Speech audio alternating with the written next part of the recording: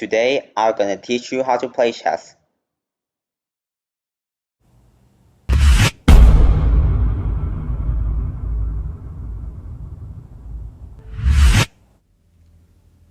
So chess is a two-player board game played on the board made up of dark and light square.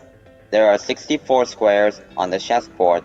It's an 8x8 board, and every squares on the board are connected. For example, all of these squares are connected, all of these squares are also connected, and all of these squares are considered diagonally connected. So, this is the chessboard, this is what it looks like. And the board also have pieces. So these are the chess pieces. The objective of the game is to checkmate your opponent's king, which we will talking about that later. So these are the chess pieces. We have white pieces and the black pieces. The player with the white pieces always goes first, then turns alternate. On your turn, you must move one piece at a time, for example, like this. Okay, so the pieces are as follows. These are the pawns. Both players have 8 pawns, all placed on the second row and 7th row. The rook, this is the rook. It's not a castle, it's not a tower, it's called a rook. Placed on the corners of the board. The knight next to the rook. It's not called a horse, it's called a knight. The bishop next to a knight. And this is the king and queen next to each other. Alright? So, the king, he is the most important piece on the board.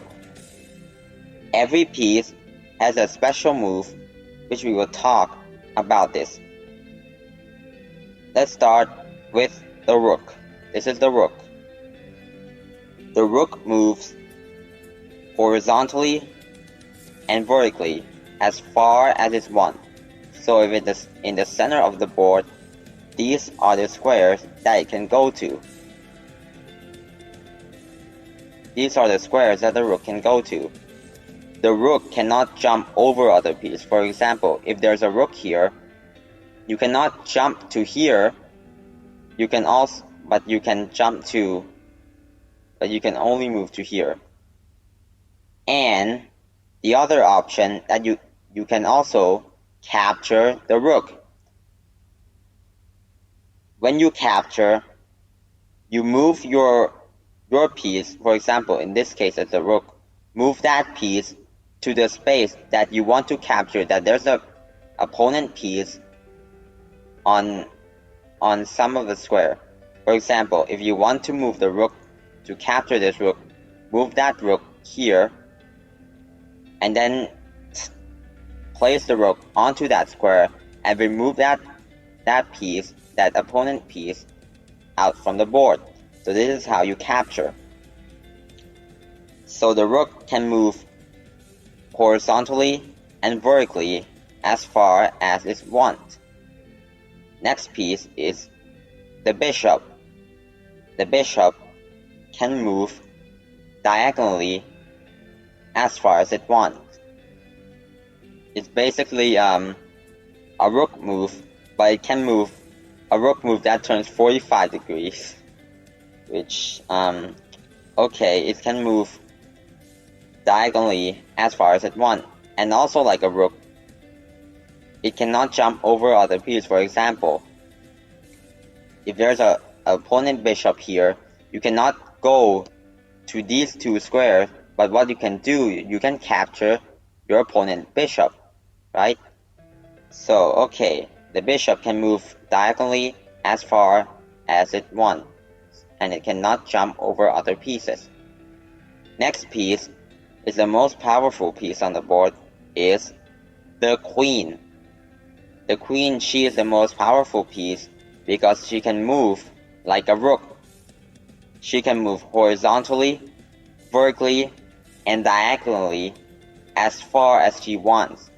These are the squares that she can go to. She controls 27 squares while she in the center of the board. For example, if the queen is here, these are the squares that the queen can go. Pretty far, right?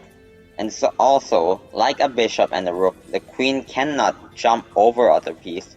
So if there's a queen here, you cannot go to these two squares, but you can capture a piece, you can capture your opponent's piece, your opponent's queen, and yep, the queen, she is the most powerful piece on the board. Next piece is the king. He is the most important piece. The king can only move one square in any direction, horizontally, vertically, and diagonally. Just shorter than the queen. Alright? Pretty straightforward. Next piece is much more trickier, is the knight. This piece is like very understand what it's trying to do, but this piece can move like an L shape. For example, if the knight is on this square, it can move to these squares. There's only 8 squares available for the knight. Alright? So, and one thing I should point out also, if the knight, for example, is on a dark square, right? Every time you move a knight, it would always switch color. For example, if it's on a dark square, it must go to a light square, and it would alternate colors. For example, dark, light, like this. And the knight is the only piece on the board that can jump over other pieces. For example, if there's a rook here, a bishop here, and another rook here, it doesn't matter. The knight can just simply jump over other pieces. It doesn't matter which piece is an our piece or an opponent's piece. The knight can still jump over them. Alright? So, the knight is the only piece that can jump over other pieces, and it's captured the way it moves.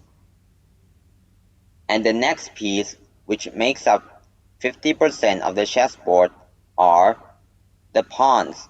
The pawns are start on the second row. You see that? The second row. If it's white, it's on the second, while black is on the seventh. The pawns is a much trickier piece to understand, okay? The pawn, when it started on the second row, so that we actually, this is the starting position. This is where the pawn will start. The pawn can move one square forward, but it's not capturing forward. If, for example, if there's a rook right here, the pawn can capture the rook. How? The pawn can capture diagonally. So the pawn moves forward and captures diagonally one position at a time. And for example,